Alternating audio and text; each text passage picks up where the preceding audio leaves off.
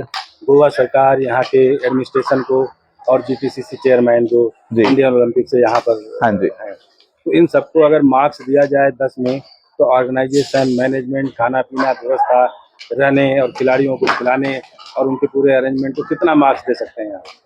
Sir, अभी तक मेरे एथलीट्स ने अच्छा परफॉर्म किया है, so I am very happy. मेरे एथलीट्स को कोई दिक्कत नहीं है, आई एम हैप्पी। अगर इसी तरीके से चलता रहा और हम ऐसी मेडल जीतते रहे, मैं 10 on 10 देने में मुझे कोई दिक्कत नहीं। जो है 70% पानी से बनता है।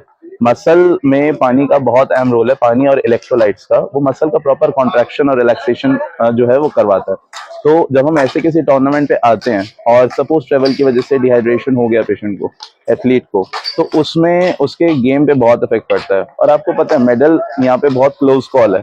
Every state is competing, they are giving their best. So if you want to be ahead of all the other states, you have to take care of all the minute things. तो वहाँ पे physio जो है हर चीज का ध्यान रखता है कि मेरे एथलीट का वाटर इनटेक कितना है, मेरे एथलीट की मसल की कंडीशन क्या है, कौन सी मसल टाइट है, किसको रिलीज की जरूरत है, तो उस चीज का हम पूरा ध्यान रखते हैं।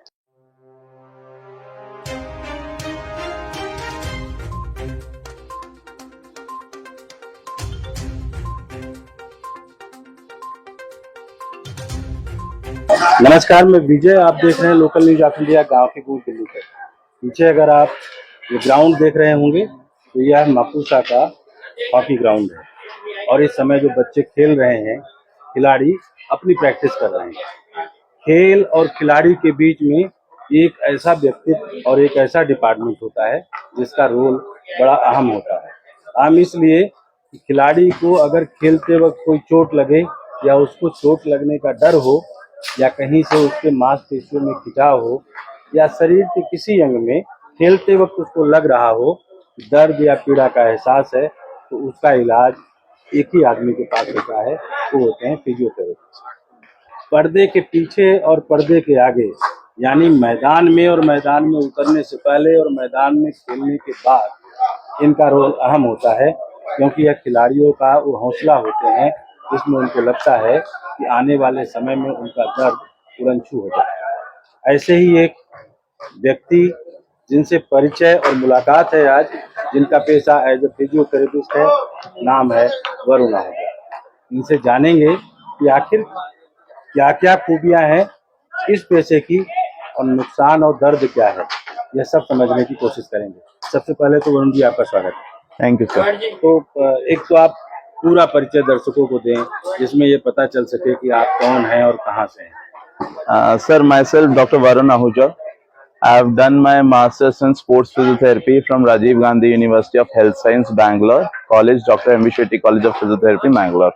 Right now I am chief physiotherapist from Haryana Olympic Association. हमारी जितनी टीमें आई हुई हैं, सबसे पहले तो हरियाणा सरकार का धन्यवाद कि वो फिजियोथेरेपी की सिग्निफिकेंस को समझते हैं और इसीलिए उन्होंने एक बहुत अच्छी टीम वहां से भेजी और वो टीम गोवा के जितने भी हमारे गेम्स हो रहे, जितनी भी हमारी टीमें हैं, ऑलमोस्ट हर जगह उसे कवर कर रही है। So I am leading that and I am the chief physiotherapist sir. अब एज ए चीफ फिजियोथेरेपिस्ट का मतलब आपकी जिम्मेदारी ज्यादा बड़ी है। बहुत ज्यादा सर। तो जब आप गोवा आए, हाँ जी, तो अभी तो कुछ खेल आपके मेडल काफी कुछ ले जा चुके हो आप। हाँ जी सर। तो अब क्या लग रहा है कि इस पहली पारी में जो मेडल्स लेने के दौर में फिजियोथेरेपिस्ट का रोल कहाँ कहाँ आया? सर देखो, जिस टाइम गेम शुरू हुए, हमारा काम शुरू हो गया था उससे 10-15 दिन पहले, और अगर और ब्रॉड एस्पेक्ट में स्टार्ट करूँ तो 6 महीने पहले। हरियाणा सरकार इस वक्त इतनी एक्टिव है कि उन्होंने सिग्निफिकेंस को समझा और सबसे इम्पोर्टेंट चीज के इस वक्त हरियाणा में हमारी स्टेट फिजियोथेरेपी काउंसिल है जिसकी रजिस्ट्रार रजनी मैम है, जो बहुत एक्टिव रहती है। और हरियाणा सरकार, हमारे सीएम, हमारे होम मिनिस्टर अनिल विज जी, इन सब की मदद से हमारे रिहैब सेंटर्स ओपन हो चुके हैं जिसमें एथलीट का पूरा ट्रीटमेंट एडवांस टेक्नोलॉजी से होता है। अगर मैं इन पर्टिकुलर नेशनल गेम्स की बात करूं तो जिस दिन से मैच शुरू होता है उससे 2 से 3 दिन पहले हमारी टीम यहाँ पहुंच चुकी थी और हर गेम के साथ हम एसोसिएटेड थे। जैसे अगर मैं ओपनिंग का कहूं तो 26 तारीख से ओपनिंग थी, लेकिन उससे 2 से 3 दिन पहले जिम्नास्टिक शुरू हो गया था, तब हमारी टीम यहाँ पहुंच चुकी थी।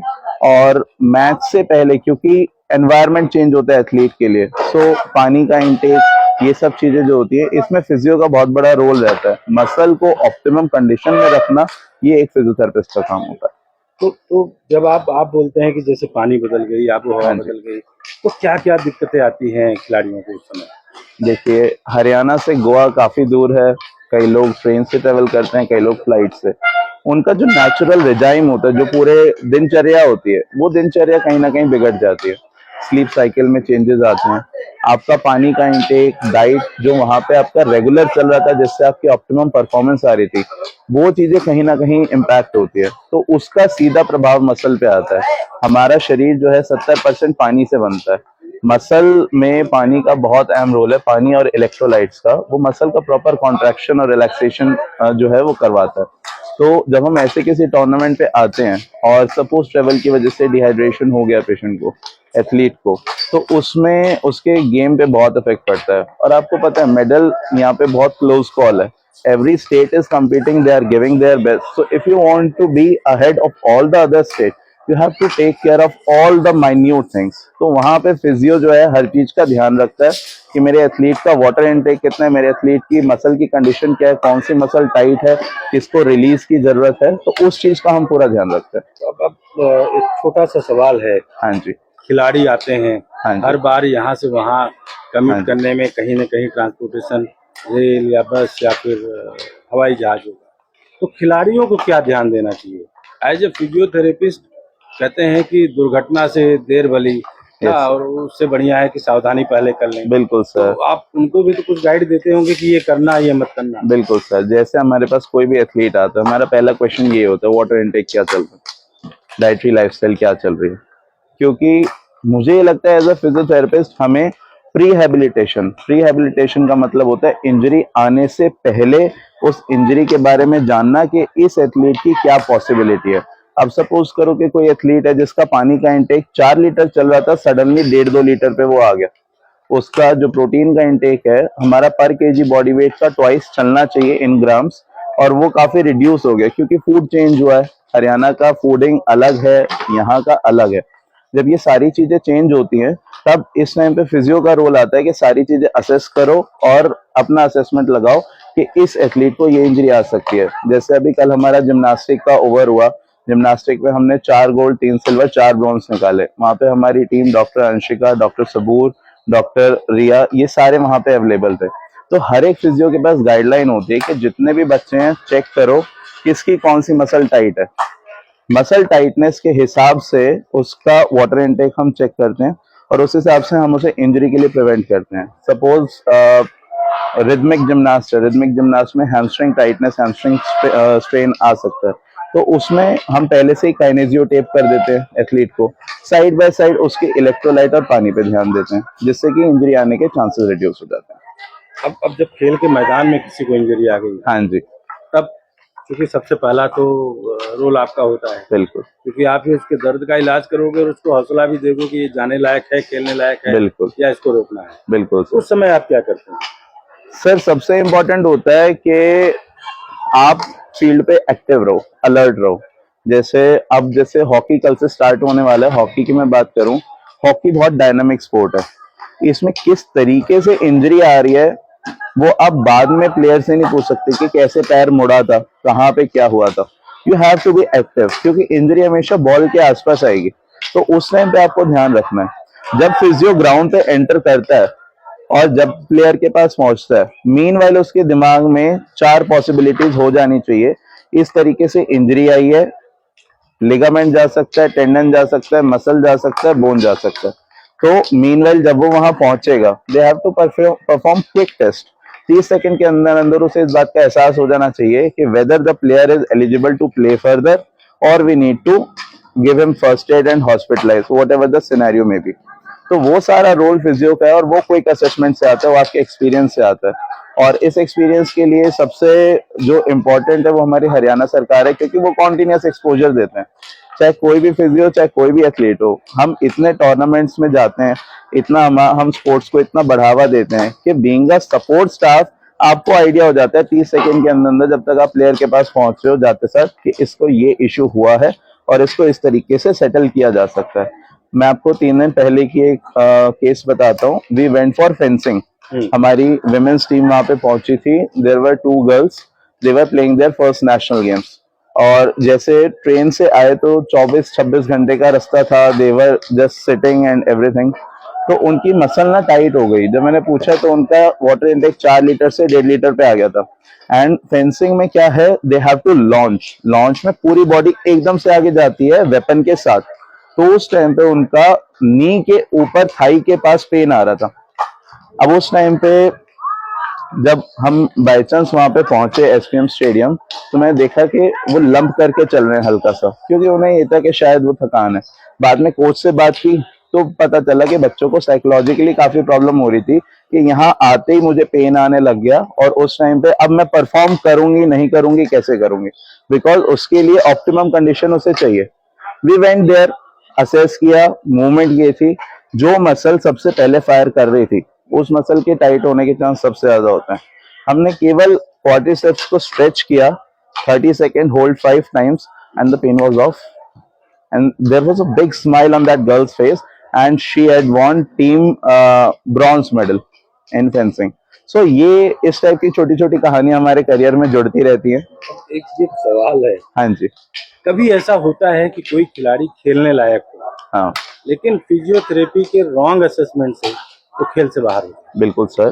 देखो, with bigger responsibility comes bigger tension. एक प्लेयर खेल सकता है या नहीं, ये कॉल फिजियो का होता है. ऑल्दो कोच और प्लेयर का खुद का इनपुट होता है, but referee looks for the medical person कि whether he or she is eligible to play or not. उस टाइम पे अगर आपने गलत असेस किया, सपोज इंजरी उतनी बड़ी नहीं थी और आपने असेस कर दिया कि ये प्लेयर जो है वो खेल नहीं सकता, तो उस प्लेयर की कितने सालों की मेहनत आपने वेस्ट कर दी. तो ये बहुत डेलिकेट प्रोफेशन है और बहुत बड़ी रिस्पॉन्सिबिलिटी होती है. इसलिए हम बहुत ज्यादा असेसमेंट पे फोकस करते हैं रादर देन ट्रीटमेंट. हमारे प्रोफेशन में कहा जाता है 99% इज योर असेसमेंट. क्योंकि अगर सही डायग्नोस हो गया, see we are not having any x-ray machine और एनीथिंग. हमें जो करना है फिजिकल करना है. That's why we are called as physical therapist. तो इसलिए असेसमेंट का बहुत बड़ा रोल है. अब दूसरा अहम सवाल, हाँ जी.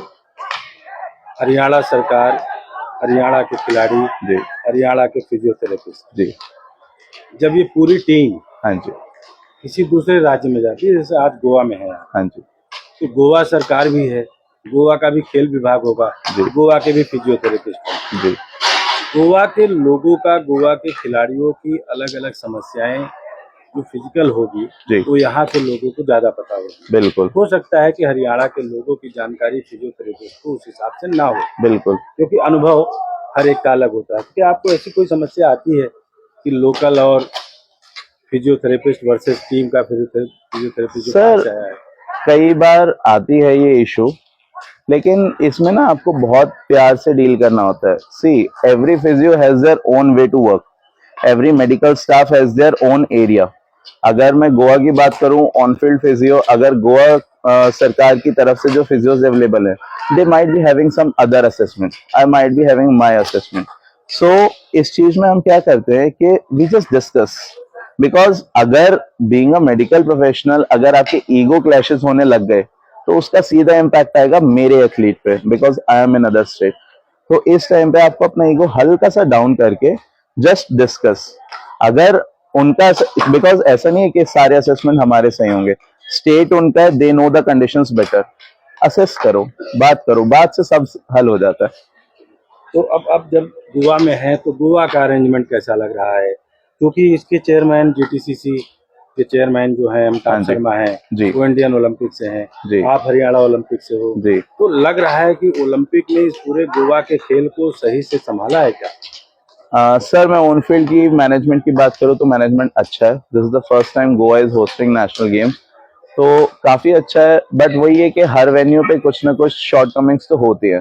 सो माय थिंकिंग इज कि शॉर्ट कमिंग्स को अभी मत देखो. शॉर्ट कमिंग्स देखते हैं तो एक नेगेटिव एरिया जो आपके आसपास जनरेट होता है.